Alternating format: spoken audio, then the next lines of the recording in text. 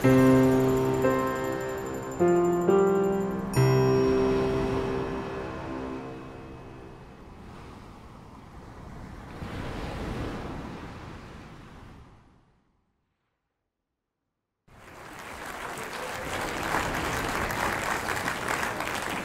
ever catch a flight, go on the plane, get to your seat, pick up your phone, call one of your loved ones?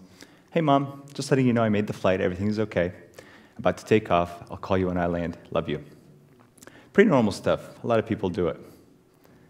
But when I call my mom or my dad, I speak in my native tongue, which happens to be Arabic. So when I hang up from that call, I often receive nasty looks from some of the passengers around me, because my tongue does not match theirs. Have you felt that before? Have you ever been to a place where people misconstrued your identity and labeled you with something completely different than who you are? My name is Hamza Mazen Shamsuddin al-Hadairi. I was born and raised in Baghdad, Iraq. I fled Iraq in 2006 because of the war, and I came to the United States in 2008 as a refugee. A hopeful, optimistic young man looking forward to chasing his dreams and live a peaceful life. Above all, I really just wanted to live a life. I'm very thankful for my experiences here. I'm very grateful for my family, my friends, and the community that I have around me. Their support, their encouragement, helped me get through many situations where people have said words or taken actions and that could turn a bright day to a dark one very quickly. I still remember the shock and the disbelief that I felt in high school when one of my teachers referred to me as bin Laden. And when I asked him, I said, "My name is Hamza," he kind of laughed and he said, "Well, bin Laden is just easier to remember." In college, I was once at a party and I was having a conversation with a guy, and everything was going really well. And then I said, "My name is Hamza," and I reached for a handshake. He shoved me back, and he said, "I don't shake hands with people like you." And in 2014, I was returning from a trip from Europe. I went there to walk the Camino de Santiago, a pilgrimage that stretches across France and Spain. I shared a message of peace and hope with all the pilgrims that I met along the way. My re-entry to the United States was through Miami International Airport.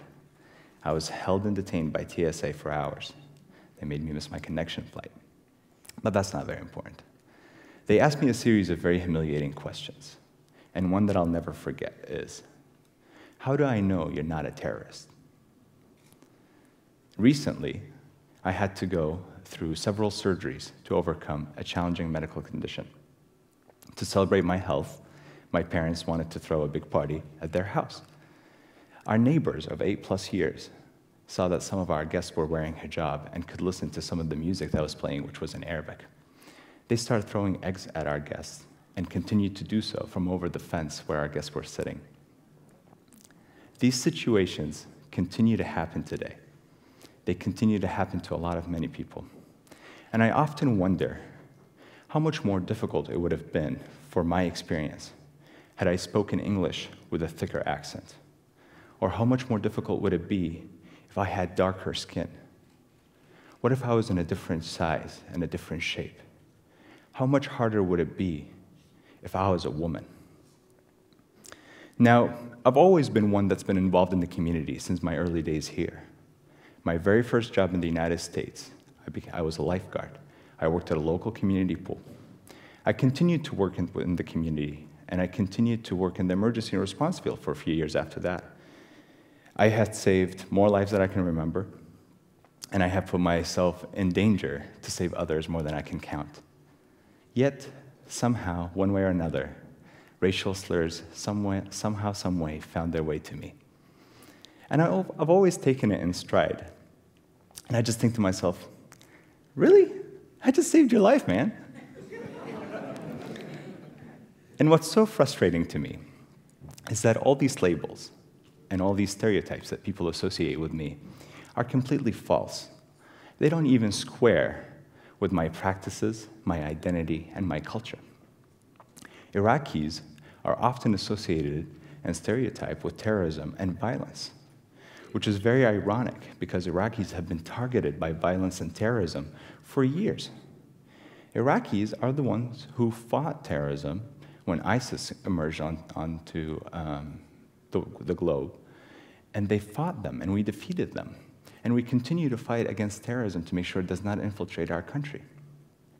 Our culture is rich with a lot of amazing practices, art, diversity, acceptance, love. As a population, Iraqis have been living under very difficult living conditions for the last few decades. The country has been war-ridden since the early 80s, and it continues to be that way. Yet, people continue to persevere. They continue to love each other, they continue to accept each other, and they continue to love life. Something very meaningful and profound.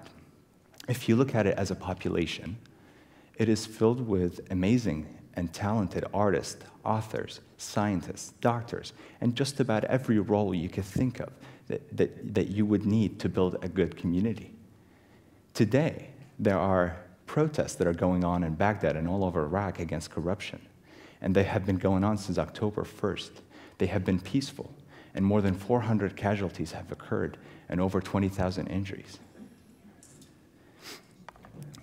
All these things continue to happen, and I didn't know what to do about it. So I decided, you know what? It's time to do something. I started traveling the country. I started going to states deep in the South and the Midwest to break that barrier. I wanted to reach people who seem to be most afraid of our differences. I've had a lot of great conversation with these peoples, and some had said, I am the first Muslim they've ever met. Some said that they're shocked to know that I was a refugee at one point, because they expected to see somebody broken, someone in need, someone helpless. Now, some of these people have become my friends. On a global scale, there have been these wars and political conflicts that have been going on for years now. And these wars and conflicts have created this fear, and that fear has seeped its way into our social lives. It is polluting our view of seeing beauty in the differences that we have. It is polluting our view of us seeing each other for what we are, humans. In one way or another, all of us are seeking and yearning similar things: peace, stability, and hope. I started traveling across the states to send this message. And I continue to do so, and I do it at my own cost, because the cost of not doing it seems much too high. It's important that we break down these barriers. And what I've learned from my experience, that the human connection is essential to bringing down these walls, to break down this fear. And the human connection is exactly what we need for all of us to see each other as humans. Now, as far as the young man that arrived here 10 years ago, full of hope and optimism, I am still here. I am standing here. And I work to share this very simple message with all of you. Different is not dangerous. Thank you.